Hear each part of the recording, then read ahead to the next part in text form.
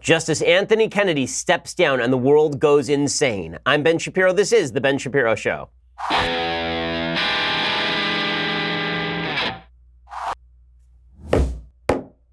Today's show is now in order. I'm not saying that I have inside information on who the president's going to pick or anything like that. I'm not saying anything like that. I'll give you all the updates on the news, and we'll go through what this means that Justice Anthony Kennedy, who, as I have said many times on this program, made up his mind on how to vote based on whether he had his Metamucil that morning, he's going to step down. I'll explain everything that means in just a second. First, I want to remind you that we have a special live stream this coming Monday, July 2nd, 7 p.m. Eastern. We'll be joined by special guest Jordan Peterson to celebrate Independence Day. God King Jeremy Boring will host a new edition of Daily Wire Backstage with me, Andrew Klavan, and Michael Knowles to look back on our country's birth and look ahead to its future with the world's most prominent Canadian. Subscribers will even be able to write in live questions for us to answer on the air. Again, that is Monday, July 2nd, 7 p.m. Eastern, 4 p.m. Pacific with Jordan Peterson. You can find our special live stream on Facebook and YouTube, so don't miss it. And if you haven't heard this already, I will be taking The Ben Shapiro Show live to audiences in Dallas and Phoenix this August. You'll be able to see me in person and join in an audience Q&A. Tickets are going fast. Visit dailywire.com/events to get in those last ticket orders right now. dailywire.com/events to get your additional seats and info. Alrighty, so before we jump in, first let's talk about life insurance. Now, normally, if you're sitting on the Supreme Court, you stay there until you die. Anthony Kennedy, however, did not. But we all at some point will pass. And when we do, it will be a good idea for us to have had life insurance, because 71% of people say they need life insurance. The real answer is 100% of people. If you have family, if you have people who you'd like to benefit if you die, then Policy Genius is the place to go, because it's the easy way to compare life insurance online. You can compare quotes in just 5 minutes. When it is that easy, putting it off becomes a lot harder. You can compare quotes while sitting on the couch watching TV or while listening to this podcast. So go check it out, policygenius.com. They don't just make life insurance easy. They also compare disability insurance and renter's insurance and health insurance. If you care about it, they can cover it. So if you need life insurance, but you've been putting it off, check out Policy Genius. That's policygenius.com. There's no sales pressure. There's zero hassle, and it is free. Again, there's no reason for you not to have life insurance. The fact is that if something should happen to you and you leave your family without any sort of financial recourse, that is your own fault, and there's no excuse for it. Check out policygenius.com. When it's this easy to compare life insurance, no reason to put it off. Policygenius.com. Okay, so yesterday, after we finished this podcast, Anthony Kennedy stepped down and blew up the world. So I was not expecting Justice Anthony Kennedy to step down from his position on the Supreme Court. And the fact is that I think most people were hit by a truck over this. Like, most people in the Trump administration were very surprised by this. And maybe President Trump was not, because maybe he'd been having discussions with Justice Kennedy. But there are a lot of people who are very surprised by Justice Kennedy stepping down, specifically because most of his legacy is going to be the gay rights stuff, right? He was the lead writer in Obergefell, which was the case that suggested that same-sex marriage had to be the law of the land. He was socially liberal on issues like abortion. But he stepped down while Trump was president and there was a Republican Congress. And that cut against a lot of the conventional wisdom. I, for example, thought that he was going to stick it out until there was a Democrat who was president so that his legacy would be maintained. Instead, he decided to step down. The reason I think he decided to step down, besides the fact that he's 81 years old, is because I think that he looked at the spate of rulings that the Supreme Court has issued over the last 3 weeks. And what he saw was that there were 4 votes to overturn a lot of First Amendment protections. And there have been 3 major cases in the last couple of weeks in which 5-4, the Supreme Court had decided in favor of free speech. But if he were to be replaced by somebody from the left, then the left would immediately curtail the right to free speech. So, for example, there was a case that I discussed at length yesterday on the podcast, this case in which the Supreme Court decided that you could not be forced to pay into a union for which you did not vote. And Anthony Kennedy was on the majority side of that opinion. He said that that was a violation of the First Amendment. Well, there were 4 votes to say that the government can force you to pay money to an association like a union that you don't want to pay into.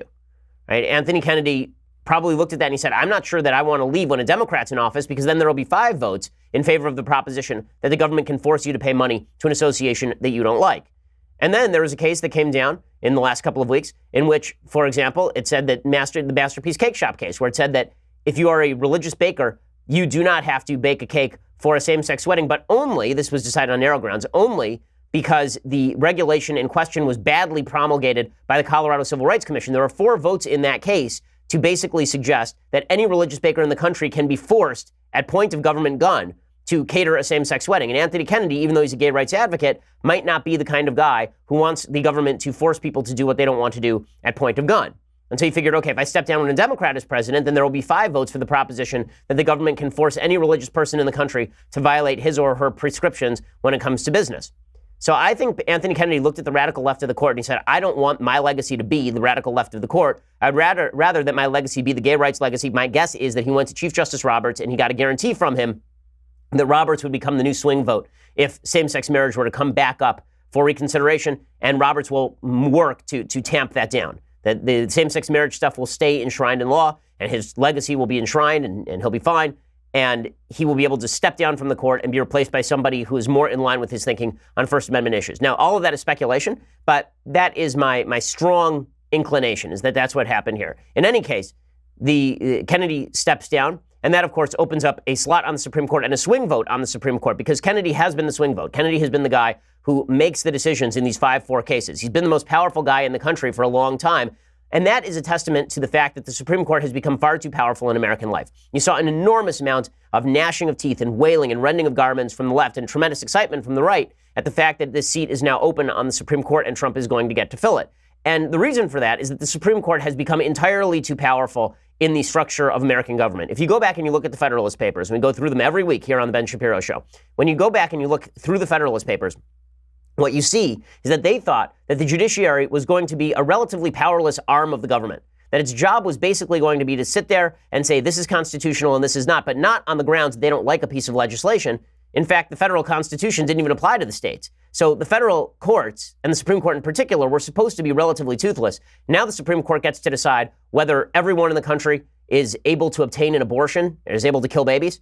The Supreme Court gets to decide whether anyone in the country is able to get married to anybody else. The Supreme Court has entirely too much power, and that is reflected in all of the focus on the Supreme Court. That's because the left has taken the Supreme Court and used it as a tool in order to promulgate its agenda. The left sees the Supreme Court as its chief tool in pushing legislation it can't get passed through popular means. The reality is the left was pushing same-sex marriage, for example, for years and years, and they weren't getting any place with regard to federal legislation. So they went to the courts, and the courts gave them what they wanted. And the same thing was true on abortion. Well, because you rely on the courts, when the courts flip to the other side, there's now a lot of power in the hands of the right. And we'll talk about what that means and what the courts should be doing in just 1 second. First, I want to point out that, some of us have been dreaming of being on the Supreme Court our entire lives. So, Mr. President, if you're listening to this, I would just remind you that when 12-year-old Ben Shapiro was playing at the Israeli Bonds banquet in 1996, Larry King talked specifically about the dreams of that young man. Shapiro is 12 years old. He'll be accompanied by his father, David. He began training on the violin at age 5. In addition to the violin, he plays chess, loves baseball, completes in track and field. His goal is to become the first Orthodox rabbi to sit on the Supreme Court. Meaning of court will have to close at 3 o'clock on Friday. So I'm not saying that it's something that I would take. So I'm saying it's a job that if it were offered to me, I would take. I'm not saying that both Ann Coulter and David Limbaugh said in 2005, when I was still at Harvard Law School, I should be on the Supreme Court. I'm not saying that I'm 34 years old and I'd be on the Supreme Court for the next 60 years, Mr. President. But if you chose to make that pick, would I turn it down? I don't know. I mean, it's not like I don't know. I'm not that enthusiastic about it. I mean, but okay. In any case, Mitch McConnell says that the vote is going to come this fall. That this fall there will be a vote on President Trump's replacement justice, and you can just see the glee on Cocaine Mitch's face. So Mitch McConnell has snorted a full line, and then he went into Capitol Hill, and this is what Mitch McConnell sounds like when he's very, very excited about something. The Senate stands ready to fulfill its constitutional role by offering advice and consent on President Trump's nominee to fill this vacancy. We will vote to confirm Justice Kennedy's successor this fall. Okay, that is amped up Mitch McConnell right there. That is Mitch McConnell on an 11 on a skeleton. He's got that spinal tap. Volume turned all the way to the top. And look, Mitch McConnell deserves a lot of credit for this because it was Mitch McConnell who said, I am not going to move forward on the nomination of Merrick Garland. And he stood strong in the face of a lot of press attacks. And it's Mitch McConnell who is largely responsible for the fact that there will be 2 picks for the President of the United States. President Trump says he is going to pick from the current list, which makes a lot of sense. He has a list of 25 possibilities. There are top 5 that I'm going to explain in just a few minutes here. I'm going to go through the people who are being looked at with the most scrutiny, according to Fred Barnes over at the Weekly Standard. We'll talk about how a justice should be selected. But here's President Trump saying that he's going to pick from the current list. Unfortunately, there are those of us who are not on the list. But President Trump says that he will pick from the list that he's got already. Who will you you pick to replace him, sir? Thank you. Thanks, everyone. Well, we have obviously numerous people. We have a list of 25 people that I actually had during my election. I had to 20, and as you know, I added 5 a little while ago. And President Trump also said last night, he had a big rally last night, and he said that he was honored that Kennedy chose to step down on his watch.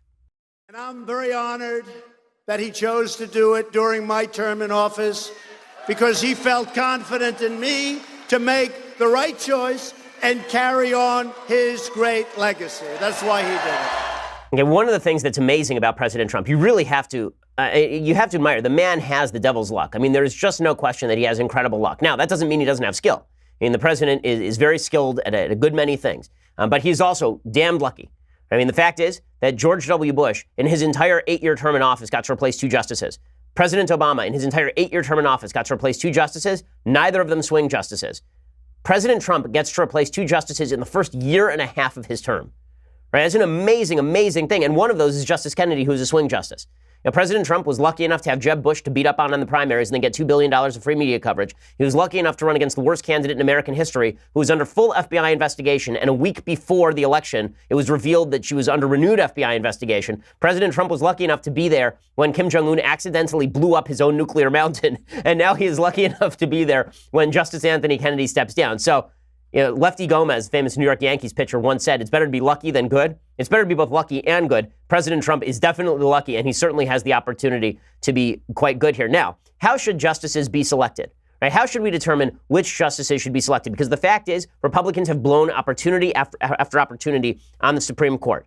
Right? I may be the only conservative in America who came out against the nomination of Judge Roberts for Chief Justice Roberts way back when? Way back in 2005, when Bush nominated Roberts, I opposed Roberts because I said the man did not have a long track record of textualism and originalism, and he wasn't on record supporting strong textualist positions when it came to controversial cases. And anybody who is not openly conservative, and I don't mean conservative in the sense that they're politically conservative, anybody who is not textualist or originalist, which I'll explain in just a second, those people tend to move to the center relatively quickly. And I'll explain why that matters in just a second. First, I want to talk a little bit about ZipRecruiter. So, your business needs to get better, right? You need to recruit a new justice to the Supreme Court. So where do you look? Well, you could rely on your friends. You could rely on people that you know to recommend somebody for a job, or you could actually canvass the entire country for the best candidates. And that's why you need ZipRecruiter. ZipRecruiter learns what you are looking for, identifies people with the right experience, and then invites them to apply to your job. 80% of employers who post a job on ZipRecruiter get a quality candidate through the site in just one day. And ZipRecruiter doesn't stop there. They even spotlight the strongest applications you receive, so you never actually miss a great match. The right candidates are out there, and ZipRecruiter is how you find them.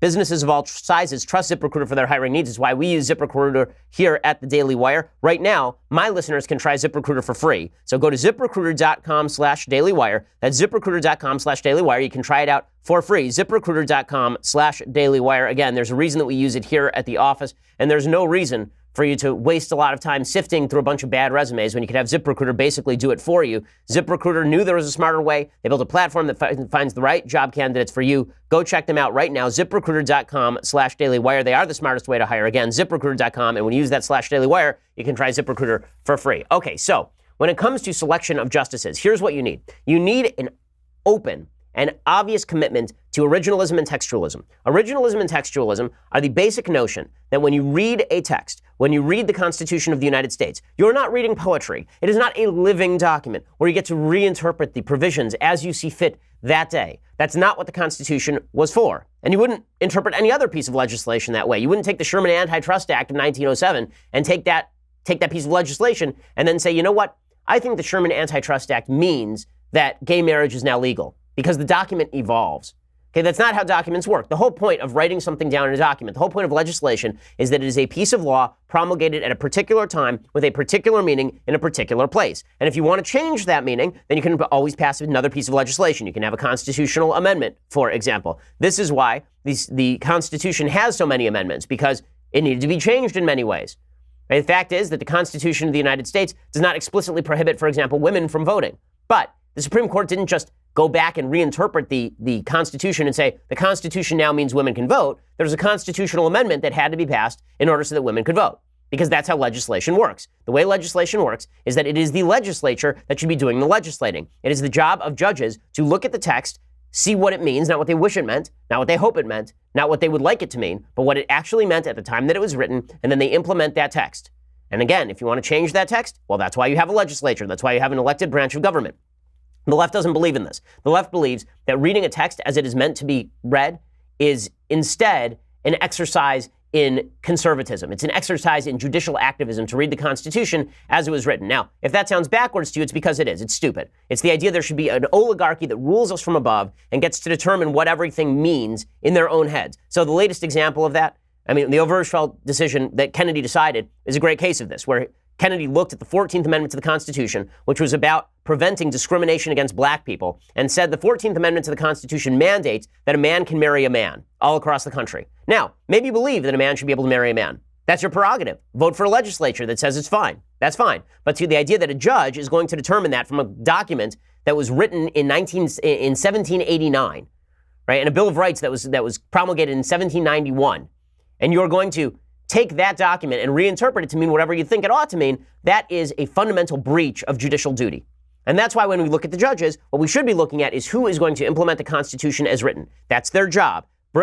What conservatives want is for the judiciary, the Supreme Court, to bring back its focus to what it was supposed to do, for the Supreme Court to be just as constrained as it originally was. What the left wants the Supreme Court to do is implement leftist values. Okay, so how does this play out? Well, let's talk about some of the potential nominees that President Trump is considering. So according to Fred Barnes over at the Weekly Standard, the White House has now narrowed down its list of potential Supreme Court nominees to a top 5. Brett Kavanaugh, who's 53 on the D.C. Circuit Court of Appeals, Amul Thapar, who is 49 on the 6th Circuit, Amy Barrett, who's 46 on the 7th Circuit, Thomas Hardiman, 52 on the 3rd Circuit, and Raymond Kethledge, 51 on the 6th Circuit. So all of these folks are relatively young. You figure that all of them will spend probably 30 years on the court, barring serious health problems. This is why the idea that Trump gets to shape the court for a full generation here is exactly right. Now, all of that assumes, of course, that Chief Justice Roberts isn't going to become a Kennedy-like swing vote, which I think is a dubious assumption, but it's possible that you may actually have a conservative majority on the Supreme Court for the first time in legitimately generations. So here is what we know about the people who are being discussed. Brett Kavanaugh is apparently the front runner. He is also the person who is the most icy. Okay, so I do not think the president should select Brett Kavanaugh of the D.C. Circuit Court of Appeals. He's a former clerk for Justice Kennedy. He was elevated to the federal bench in 2006 after a 3-year delay. The reason his nomination was delayed was because Democrats were upset over the fact that Kavanaugh used to work for Ken Starr in the office of the Solicitor General, and he had the temerity to say that the Clinton administration targeted Ken Starr. So Kavanaugh has been on the court for quite a while. He has a long record. He's authored about 300 decisions. He recently dissented when the circuit decided that a 17-year-old illegal immigrant detainee had a right to an abortion. He said that the decision was, quote, based on a constitutional principle as novel as it is wrong. He held in 2011 that the Washington, D.C. ban on semi-automatic rifles and its gun registration requirement were unconstitutional under the Supreme Court's Heller decision, which recognized that the Second Amendment to the Constitution was an individual right. All of these are good decisions. He also held that the Consumer Financial Protection Bureau structure was unconstitutional, which of course is true as well, and holds administrative decision-making to a minimum. Okay, Kavanaugh, here's where it starts to get a little bit dicey. Kavanaugh, like Chief Justice Roberts, is known for working across the aisle. He is, on the downside, apparently, a general believer in Chevron deference. Chevron deference is the idea that you have these administrative courts, these administrative law courts, that get to decide your fate, and you can't appeal that directly to the judiciary. So administrative law courts exist in the executive branch. There's a whole branch of thought that says Chevron deference is stupid, that if something is decided by, for example, the EPA, that is reviewable by a judge because the EPA is not a judicial system. The EPA is a regulatory system. Kavanaugh reportedly does not use textualist methods nearly as much as conservatives might wish, and worst, he upheld Obamacare in Sissel versus Department of Health and Human Services, as well as Seven Sky versus Holder, in which he may have actually crafted the rationale that Chief Justice Roberts eventually used in calling the Obamacare penalties a tax. Remember that Chief Justice Roberts rewrote Obamacare to make it constitutional, suggesting that it was a tax rather than a penalty. And it appears that Kavanaugh may have actually created that rationale. So I'm not saying that Kavanaugh would certainly be another Chief Justice Roberts, but I think it's more likely he would be another Roberts than another Gorsuch. Okay, now Amul Thapar, he's relatively new to the appellate courts. He voted to uphold Ohio's method of lethal injection, and a Michigan government's meetings opening with the Christian prayer. He said that's legal as well. He's ruled that monetary donations are a form of protected speech under the First Amendment. Now, because Thapar's record is relatively thin on the Court of Appeals, he was only appointed in the last year and a half, there's not much to go on with regard to issues like abortion and religious freedom. With that said, Professor Brian Fitzpatrick of Vanderbilt Law School described Thapar as very Scalia-like and very Thomas-like, And Thapar has criticized Richard Posner's pragmatism. Posner is on the Seventh Circuit Court of Appeals and is a terrible judge. He criticized Posner's pragmatism in judicial theory because using pragmatism rather than text would, quote, elevate judges to the position of co-legislator, which is exactly right. Judges should not be legislating. They should be interpreting the law as it is written. He is a textualist who's praised Scalia himself. So if I have to choose between Thapar and Kavanaugh, I choose Thapar. The best of the bunch, it seems to me, is Amy Barrett. So Amy Barrett is on the Seventh Circuit Court of Appeals. She was a cause celeb, you recall, when Democrats began suggesting that her Catholicism was a bar to her ability to be an objective judge. And she was supposedly so Catholic that she was going to use her Catholicism to rule in particular cases. She says that life begins at conception. She signed a letter from the Beckett Fund criticizing Obamacare's requirement that employers provide contraceptive coverage, calling it a, quote, grave violation of religious freedom. Barrett has written in depth on Justice Scalia's originalism. She's evidenced support for textualism as well. She clerked for Scalia. So Amy Barrett would just be first rate. She's the youngest of the bunch. She's a woman, and it would drive Democrats up a wall because she's Catholic as well. So I think Amy Barrett is my number one choice. Now, in just a second, I want to get to the last two possibilities for the Supreme Court, according to Fred Barnes. These are the top five that we are going through right here. First, I want to talk a little bit about Dollar Shave Club. So let's talk about the fact that you look like a schlub. Okay, the reason you look like a schlub is because every time you go to the drugstore, you forget to pick up a razor or you forget to pick up the right soap.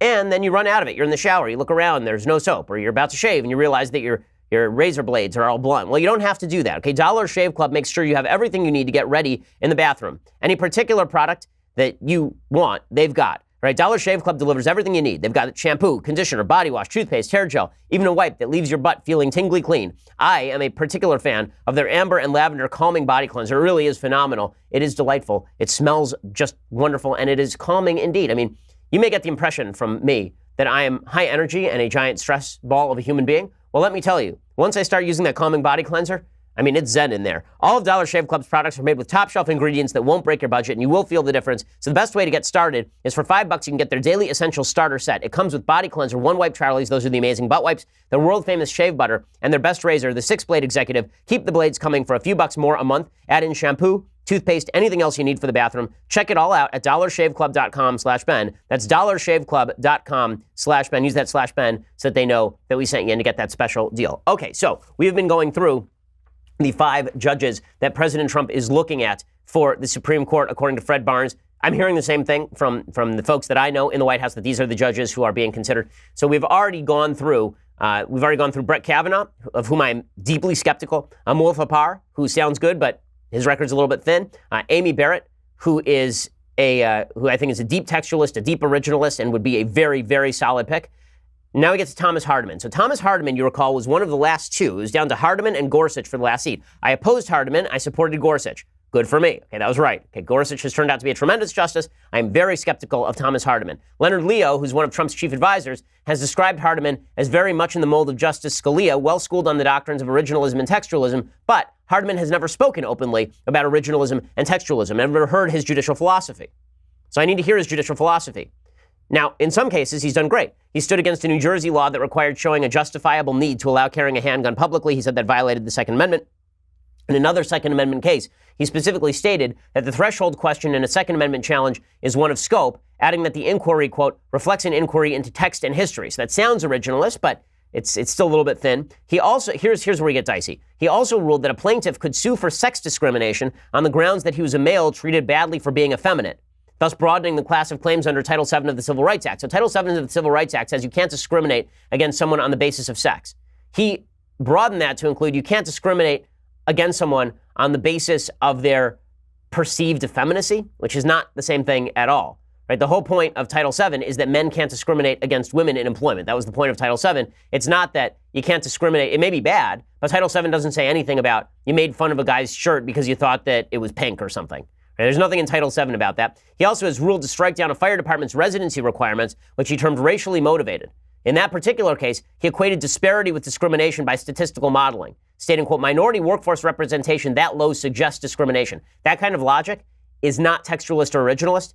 If you look at disparity and you immediately jump to it must be discrimination, then I've got a problem with your legal reasoning. He also ruled in favor of an illegal immigrant seeking asylum on the grounds that he was targeted by MS-13. There was an illegal immigrant who said that he wanted asylum in the United States, and he was refused asylum. He said he was being targeted by MS-13 in Honduras, and he was refused asylum because they said, well, the government's supposed to protect you down there. Anybody targeted by MS-13 doesn't just get to claim asylum in the United States. And Hardiman overruled that. He said that this guy got to claim asylum. Hardiman is also good friends with President Trump's sister, who sits on the I believe the Third Circuit Court of Appeals, and they are good friends. I'm skeptical of Hardiman. I don't think that Hardiman would be a strong pick. So two out of the four, I think, would be great picks. Two would not be particularly strong. Then we get to Raymond Kethledge. So Raymond Kethledge, like Kavanaugh, is a former Kennedy clerk. Unlike Kavanaugh, he's actually expressed his judicial philosophy. So in his original confirmation testimony, he said, I would make sure that the values I would be enforcing if I were a judge are not just my values, that I'm not striking something down simply because I don't like it, that as a counter-majoritarian aspect of our system of government, I would start with the text. He also said before the Federalist Society that, quote, the court tries to find the best objective interpretation of the statute based on the statutory text, and he said the job of the court was to determine what is the meaning that the citizens bound by the law would have ascribed to it at the time it was approved. Okay, that's sort of definitional originalism. We don't have a lot in terms of his particular decision making. We do know that in 2016, Kethledge slammed the IRS for failing to turn over materials necessary for determining whether they discriminated against conservative groups. As far as abortion, we don't have much on Kethledge. Kethledge was the Judiciary Committee counsel for Spencer Abraham when he was a senator, when Abraham was pushing for a federal abortion ban. So here's the bottom line. The most outspokenly textualist judges on this list are Barrett and Thapar, Barrett by a long shot. Kavanaugh has the most red flags. Hardiman has red flags too. We don't know enough about Kethledge at this point from his rulings, but his talk of judicial philosophy is promising. Here is the problem.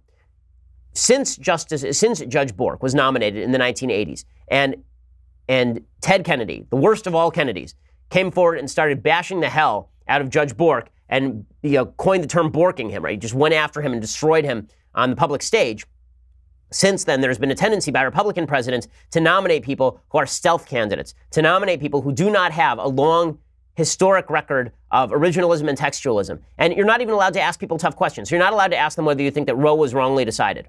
Right? You see this in judicial hearings all the time, in Supreme Court judicial hearings. Somebody will say, well, was Roe wrongly decided? And the left uses it as a litmus test. If you say Roe was wrongly decided, they won't vote for you.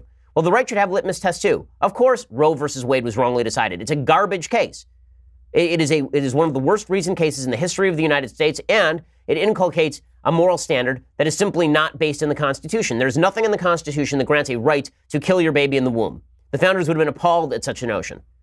Literally nothing is there. They said there's an emanation from a penumbra that ends up, what does that even mean? Basically what that means is there are a bunch of justices on the Supreme Court who decided they felt like legalizing abortion that day, so they went ahead and they legalized abortion that day. Okay, it seems to me that you should be able to ask judicial nominees who are going to be sitting on the court for the next 30 years what they think of critical cases, and that they should be able to give honest answers to those critical cases. But because Democrats have made it such a cause célèbre to destroy people over their positions on controversial cases, the easiest way of getting on the court is to be a stealth candidate who's never said anything controversial, and then we never have to ask you about the things you've said that are controversial. Here's my recommendation. There are 51 United States senators who are Republicans. That means that and thanks to Harry Reid, which I'll explain in a moment, President Trump does not need 60 votes to get anyone through the Senate. So let's ask every question we've got to ask. Let's vet these candidates all the way down to the ground. We cannot afford to blow this. If we get another Justice Souter, if we get another Sandra Day O'Connor, if we get another Anthony Kennedy, if we get another John Paul Stevens, this will have been a massively blown opportunity. A massively blown opportunity. A historically blown opportunity that will not come around again because there's this sort of ghoulish death watch that happens on the Supreme Court where we sit around waiting for somebody of the other party to die. But the Supreme Court needs to be hemmed back into its constitutional role. And its constitutional role is not to implement stuff that I like or stuff that you like. Its constitutional role is to read the Constitution and apply the words of the Constitution clearly. This is why, for example, if I were going to go off the board here, but still on President Trump's list, I would be going for Senator Mike Lee. I think Senator Mike Lee would be the best pick of anybody that's been brought up. We know where he stands politically. We know where he stands constitutionally. I know where he stands constitutionally because I've discussed the Constitution with Senator Lee. Senator Lee is a deep textualist, a deep originalist, and you know that he would vote to constrain the federal government's powers when it violates the Constitution of the United States. And he would also not use his own political preferences as the guidepost for determining what the law allows. So I like the idea of Senator Mike Lee. I know people are saying, well, then you won't have that vote in the Senate. Are you kidding? Utah? Yeah, right. Utah's going to appoint a Democrat senator to fill Mike Lee's spot. No chance. Okay, so if you want to guarantee that this is a pick that goes through and a pick that votes the way that justices should all be voting, then it should be Mike Lee. Mike Lee would be the best pick. Of the people on the list, Amy Barrett would be the best pick as far as I am concerned. Now, in just a second, we're going to talk about the wailing and gnashing of teeth from the left, because I have this right here, this Leftist Tears tumbler, and it has been refilling nonstop. This is the first time in 24 hours that it's not spilling over onto the desk. I've literally just left it here, and it's just overflowed. And we had to have a plumber come in and everything, and they couldn't stop it. The magical Leftist Tears were just flowing into it. I had to drink them hot. There was no time to let them cool.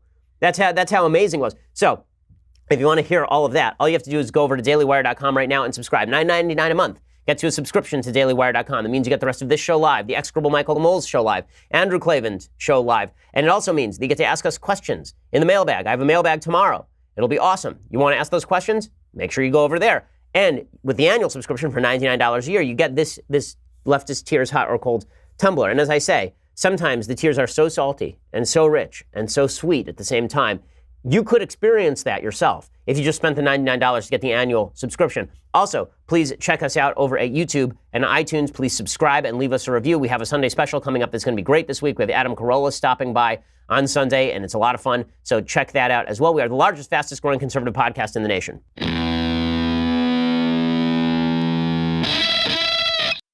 So the best part of all of this is how we got here. So the way that we got here is that Democrats in 2013 decided that they were tired of Republicans filibustering judicial nominees. Now, the process of filibustering judicial nominees did not start with Republicans. It started under George W. Bush. It started with Democrats trying to filibuster people like Miguel Estrada, who was nominated to the D.C. Circuit Court of Appeals. And when it came time for Barack Obama to stack the courts, Republicans who had enough votes in the Senate to stop him filibustered. So Harry Reid went forward and he said, you know what?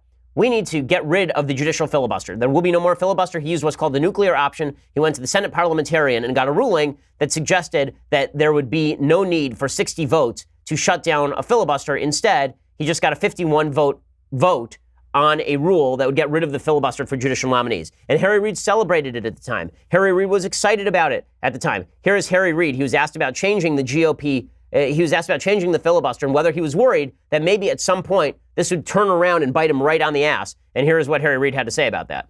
Let them do it. Why in the world would we care? We were trying to protect everybody. I mean, do they want simple majority? Fine. I mean, all these threats about we're going to change the rules more. As Senator Schumer said, what is the choice? Continue like we are or have democracy? Okay, so he said, let them do it. If the Republicans ever get in charge, let them do it.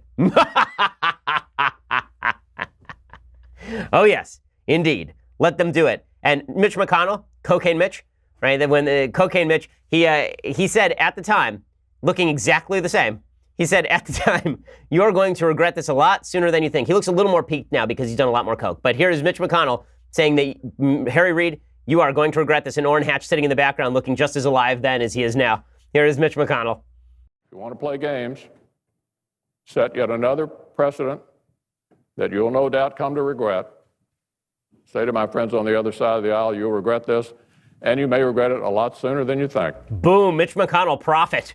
You may regret this a lot sooner than you think. Indeed, indeed. Harry Reid tweeted this out. Harry Reid owned the libs yesterday. So Harry Reid tweeted out, thanks to all of you who encouraged me to consider filibuster reform. It had to be done. Harry Reid owning the libs circa 2013. Just wonderful. Just wonderful. Here's an entire montage of leftists at the time suggesting how much they love the idea of nuking the filibuster. This is 23. Democrats and this president have gone to war with their enemies finally. This is a move Democrats had to make. Republicans put them in a position where basically Republicans were saying, we are not going to honor the power of the president. All this really does is say that the president that we elected to actually run the government gets to run the government. Once the majority is blocked all the time on relatively ordinary things, it's not going to tolerate the protection of the minority. Ted Cruz is sort of exhibit A for why the Democrats and why Harry Reid did what they had to do. What we had in the Senate, which likes to call itself the world's greatest deliberative body, we had paralysis instead. I think the escalated use of the filibuster has more or less made it obsolete. On the other hand, the actual history of how the filibuster is used is mostly nasty, ugly, and racist. I don't see what other political options I love it so much. So they couldn't stand the filibuster was the worst thing that ever happened. It had to be stopped. It just had to be stopped because it was so bad. It was so bad. And then they stopped it. And guess what? Yes, I can feel the weight of this right here. It grows in my hand, the weight because the tiers are filling up. It was here, and just in the last 5 minutes, it's gone all the way up to here. Soon it will overflow. President Obama at the time said we need to eliminate the routine use of the filibuster for judicial nominees because, come on, guys, we have to stop this. It can't go on. It can't go on. Probably the one thing that we could change without a constitutional amendment that would make a difference here would be the elimination of the routine use of the filibuster in the Senate. So, forgive me for saying a little bit of schadenfreude here, but yes, you all deserve this. You had it coming. But the richest schadenfreude came courtesy of people wailing yesterday. Now, listen, I understand why people are upset. The fact is that when you believe that an institution is dedicated to the promulgation of your political ideology, and then that institution might be hemmed back into its constitutional boundaries, where it won't just declare that gay marriage is the law of the land based on nothing, or it won't just declare that abortion is the law of the land based on nothing. When all of that happens, then I understand why you'd be upset, but that's because you were stupid about what you think the Supreme Court should have been doing to begin with. This was not the job of the Supreme Court. But DNC members who thought that they were, like, basically Anthony Kennedy was the last bastion of hope. So this audio broke yesterday of DNC members legitimately wailing after Kennedy announced his retirement, and it is just delicious. All the more reason. Yes, he just announced it. CNN, NBC. Oh my God! Got it. Organized. This is not that he's done us any good on these recent. Not that he's done us any good on these recent decisions, but he was the one occasionally persuadable. Oh no! Oh yes. Okay, so people were going crazy yesterday. Tommy Vietor got out of his van and decided from Pod Save America, folks, he decided to tweet F-U-U-U-U-U-U-C-K. To which I tweeted back to him, Tommy, get back in the truck.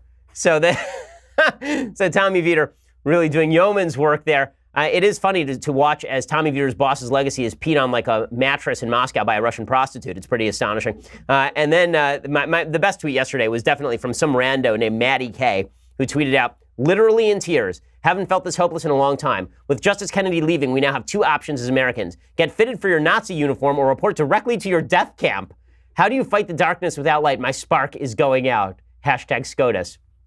Yeah, that's probably what's going to happen here, is that the constitutional boundaries will be restored, and then we'll make you into a Nazi and put you in a death camp. That's not an exaggeration at all, guys. Now listen, there are some of us who've been prone to exaggeration about Supreme Court decisions in the past. I think my reaction to the Obamacare decision, well, I think I was right about the general reaction, was probably overstated on Twitter, but at least I wasn't saying that we were living in a Nazi death camp, so there's that.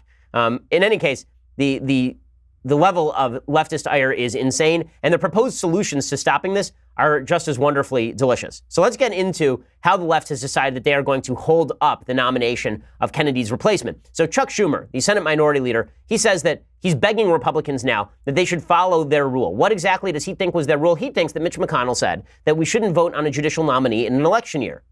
Well, no, what Mitch McConnell said is you shouldn't vote on a judicial nominee in a presidential election year. Now, I thought that rule was stupid from the beginning. I don't think you should vote on a judicial nominee that you don't like if you don't have to. Because why would you? Why would you vote to confirm a bad justice just because that's the way things are supposed to go? That's not the way things are supposed to go. This is why the Senate advises and consents. They are not mandated to give their consent. But Chuck Schumer says, no. I'm going to pretend that what Mitch McConnell actually said is that we can't vote on a justice in any election year at all. Midterm, general. We can't, none. There will never be another vote on a judicial nominee. Now, somebody remind me, when was Elena Kagan confirmed? Oh, right, that was in 2010 in a midterm election year. Here's Chuck Schumer begging Republicans not to clock him with the tool he gave them back in 2013, along with Harry Reid. Our Republican colleagues in the Senate should follow the rule they set in 2016, not to consider a Supreme Court justice in an election year. Okay, so, that's not going to happen. So congratulations to you, Chuck Schumer. You handed the baseball bat to the other side, and now you are just begging not to be clocked with it. Kamala Harris, she is, of course, the leader of the crazy caucus of the Democratic Party, and she says, it's time to play hardball. Kid Matthews, you're going to play some hardball now. And the only problem is that all they have at this point, as someone observed on Twitter, is a wiffle bat. So good luck with that. Here's Kamala Harris saying that somehow, using votes they don't have in a filibuster process they themselves nuked, they're going to try to work to stop this.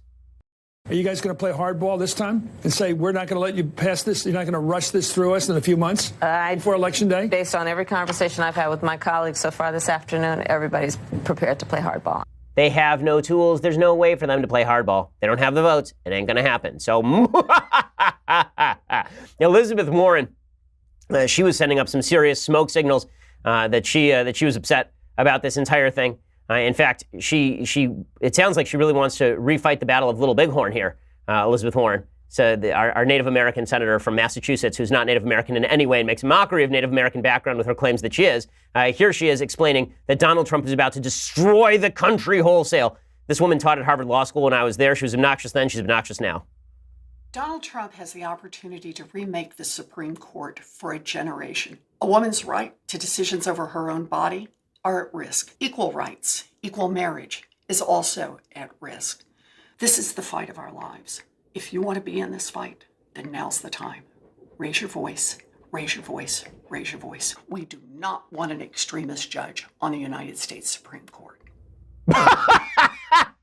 Raise your voice as much as you want, Kane. You ain't got 51 votes. You ain't got a majority.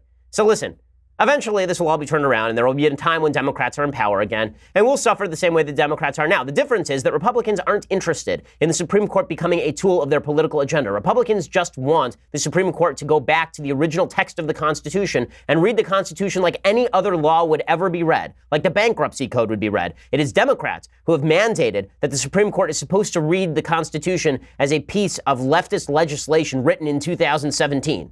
It's absurd. And you can see the media response here is so over the top and crazy. Comedy Central, the place for comedy, they tweeted this out. Thanks, Justice Kennedy, supremely effed. That's literally what they tweeted out. So, well done. There's so much comedying there. I mean, can't you see the comedy? They're so great at comedy, these people. And I know Trevor Noah also lost his mind. He said it feels like all hope is dead. Yeah, sure. No, all hope is dead for comedy on your show. But here's Trevor Noah. I know this news is very painful for a lot of people. Feels like for the next 30 years, America is going to change in a horrible direction. In some ways, it feels like all hope is dead and nothing can bring it back. Or alternatively, you could get people elected to office who pass the laws that you like. Alternatively, you could vote. Alternatively, you could stop relying on 9 leftists on the Supreme Court to pass your legislative agenda, and you could actually go and have that legislative agenda passed by a bunch of Democrats. Or you could whine about it really loud and cry and whine. You could have Chris Matthews go out there and say, it's time for Democrats to say hardball. Yeah, go, Chris Matthews. Come out of the show, coming in all angry. Oh, I'm so angry. Go, Chris Matthews, go. It's time for Democrats to play hardball. I'm Chris Matthews urging them to do just that. It's time to play hardball. It's time for me to stop coming out of the show, and I will finally go and buy a comb because that's how serious I am about this situation. The reality is, the Supreme Court never should have been this important. It is Democrats who made it this important. It is leftists who made it this important. And now they are reaping what they sow, and it is well deserved. Okay, time for some things I like, and then time for some things that I hate. So, the thing that I like today is a book called The Hollow Hope by Gerald Rosenberg. Okay, there are a lot of people who believe that the Supreme Court is the great hope for their agenda, that the Supreme Court is going to save them. The Supreme Court is going to make the country a better place, that they're going to do justice. There's a very famous story about Justice Oliver Wendell Holmes, that he was deciding a particular case, and he was at a dinner party, and he goes out from his dinner party, and he hops in his carriage, and he's about to ride away, and some guy starts running after him, and the guy starts screaming at him, "Do justice, Mr. Holmes, do justice." And Holmes looks back at him and he says, "It's not my job to do justice, it's my job to enforce the law." Yes, this is correct. Okay, historically speaking, for all the talk about how the Supreme Court has radically changed things, people radically overestimate how much the Supreme Court has changed things. It is my belief that even if same-sex marriage had not been passed on the federal level by the Supreme Court of the United States, that is the direction that the country was moving anyway. It is my belief that even without Brown versus Board of Education, the country would have moved away from segregation. In fact, Brown versus Board of Education happens in 1955. It takes until 1964 and the Civil Rights Act to forcibly desegregate the South. That's the argument that Gerald Rosenberg makes. Gerald Rosenberg is not a conservative. He's a professor, I believe, at University of Chicago Law School, and he writes a book called The Hollow Hope, Can Courts Bring About Social Change? And his real answer is no, the courts cannot bring about social change. The best that they can do is sort of lag behind and then rubber stamp the direction they think the country is going anyway. So the left that wants to use the courts as their tool of social change, the answer is if you want social change, go out and make social change. Don't rely on a bunch of non-elected oligarchs who sit there for life to make your agenda happen. That's not the job of the Supreme Court. It is the job of the Supreme Court to enforce the greatest document ever conceived of by human beings, And that, of course, would be the Constitution of the United States. Okay, time for a couple of things that I hate. So Jeffrey Toobin just made an ass of himself on CNN. Not a great shock. So Jeffrey Toobin is a legal analyst, and he is going crazy, just like everybody else in the media, about how the end of the world is nigh. Right? The Democrats have all become that weird guy from the New Yorker cartoons carrying around the placard that says the end is here. So here's Jeffrey Toobin doing his "the end is here" routine with Justice Kennedy gone. It will be Mad Max beyond Thunderdome. People will be beating each other up. It'll be massacres in the streets. Gay people will be running from crowds armed with pitchforks and torches. Abortions will be unavailable for anyone. I mean, from his mouth to God's ears. Here's what he says about abortion. You are going to see 20 states pass laws banning abortion outright. Just banning abortion. And because they know that there are now going to be 5 votes on the Supreme Court to overturn Roe v. Wade. Okay, so let's be straight about this. Roe v. Wade does not mandate that abortion becomes illegal again. Roe v. Wade, if it were overturned, simply kicks the issue back to the states where it was from the beginning. So if you think abortion is going to be illegal in California, if you think abortion is going to be illegal in New York or Massachusetts, or a wide variety of other lefty states, you're out of your mind. Okay, it ain't going to be illegal. There might be heavier restrictions in places like Alabama and Mississippi and Texas. Okay, and those restrictions may conceive of exceptions for life of the mother, for example, which is probably the most common exception. But for Jeffrey Toobin to suggest that it's going to be this hellscape where if you want an abortion, you can't get one, it's just not true. First of all, I wish it were true. But how about the left could make its case in public? See, here's the thing. The left doesn't actually like democracy. When the left talks about how much they love democracy and how this is going to impose on our democracy some sort of burden, the reality is they can't get people to vote for their policies, so they want judges to do it for them. And when Jeffrey Toobin whines about this, I don't see why Jeffrey Toobin's value set should govern what people in Texas think. I don't see why my value set should necessarily govern what people in Massachusetts think. I think on the issue of abortion, it's a little bit different because if you consider abortion to be a form of murder, then you actually do require federal legislation on these issues because it is the job of the government to protect life, liberty, and property. And under the 14th Amendment to the Constitution, there's equal protection of the laws, which in my view should be applied to the unborn as well. But with all of that said, there's this weird antipathy toward people voting for issues that Democrats don't want them to vote for. So they're all pro-choice when it comes to abortion, but they're anti-pro-choice when it comes to everything else. They're anti-choice when it comes to religious bakers. They're anti-choice when it comes to whether you should have to join a union or pay a union. They're anti-choice when it comes to whether you should be able to vote on issues like abortion in general. So they are utterly inconsistent on these issues. So, you know, it's ridiculous. But this sort of crisis mentality on the left has been exacerbated. I mean, we had Maxine Waters talking about violent uprisings, essentially mob justice, happening a week ago. Imagine how bad things are going to get now. I mean, I said to somebody in the White House, I hope your Secret Service protection is great because I do not trust that there aren't going to be an increased number of nuts who are looking to kill somebody based on the level of and tenor of politics in the modern American state. I'm not going to blame that on the media. I'll blame the raised temperature on the media, but I'm not going to blame, assassination attempts on the media. But the temperature is just too high for something not to blow. That's the direction in which this is moving. Now, with all of that said, President Trump gave a rally last night, and President Trump's rallies are always basically hour-long comedy routines.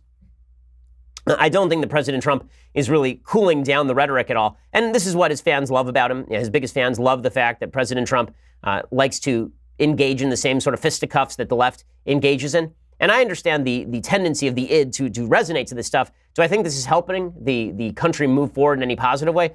Probably not. Here is Donald Trump going after Joe Crowley, who was just defeated in a primary by Asia Sanchez, I can't remember her name, the socialist 28-year-old who's the new face of the Democratic Party. He goes after Joe Crowley. Here's what he had to say. Last night, we had a great evening because we watched that television and we were winning left and right. They didn't know what the hell happened. And one of my biggest critics, a slovenly man named Joe Crowley, got his ass kicked. A slovenly man named Joe Crowley. Okay, I love that he has to stick his boot on the guy. First of all, Crowley was less anti-Trump than the person who replaced him. But, is any of this really going to make the country better? Not really sure. I also do love the blindness of some people to the fact that President Trump is not exactly Captain Civility. So President Trump himself says, can you imagine if I said what Maxine Waters said? Here's what he said at his rally last night. Maxine, she's a beauty. I mean, she practically was telling people the other day to assault. Can you imagine if I said the thing she said? We demand that he immediately drop out of the race. Can you imagine, seriously, if I said that? Or Somebody else said that. Horrible what she said. I can imagine that because it happened a lot. So while I enjoy President Trump's comedic timing, I am going to remind people that the President of the United States did say things about punching people with whom you disagree, knock the crap out of him. I promise you I'll pay your legal fees on June 30th. I'd like to punch him in the face. Maybe he should have been roughed up. The President is not quite Captain Civility. So before we say that all of this is on the Democrats, I think a lot of it is on the Democrats, but I don't think that it is bringing down the temperature in any real way for the President of the United States to use that kind of language. Alrighty, so I'm Ben Shapiro. This is The Ben Shapiro Show. We'll see you here tomorrow. Court is hereby adjourned.